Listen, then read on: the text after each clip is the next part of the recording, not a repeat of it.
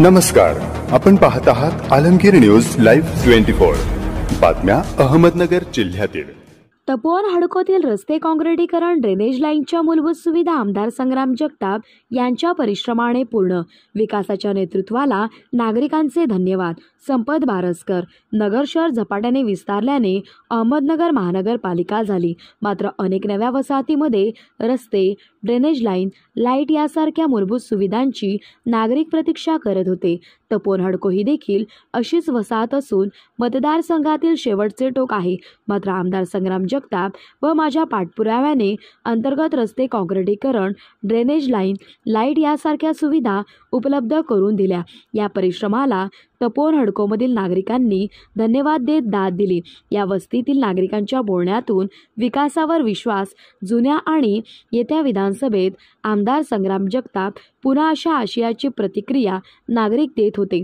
गेली अनेक वर्षे हा भाग विकासापासून वंचित होता। या भागातील नागरिकांची चर्चा झाल्यानंतर आमदार संग्राम जगताप यांच्या माध्यमातून कचरा डेपो हटवण्याचे काम केले। त्याचबरोबर या भागाचा पाणी प्रश्न मार्गी लावला। या वसाहतीमध्ये सर्वसामान्य नागरिक राहत असून त्यांचे प्रश्न सोडवित असतात। सकाळपासून ते मध्यरात्री झोपेपर्यंत जनतेच्या सुखदुःखामध्ये सामील होण्याचे काम केले जात असून हाच पर्याय जनतेला आहे असे प्रतिपादन राष्ट्रवादी काँग्रेस पक्षाचे शहर जिल्हाध्यक्ष संपत बारसकर यांनी केले। तपोवन हडको भागातील अंतर्गत रस्ते काँक्रिटीकरण व ड्रेनेज लाईन कामाचा लोकार्पण सोहळा आमदार संग्राम जगताप यांच्या हस्ते संपन्न झाला।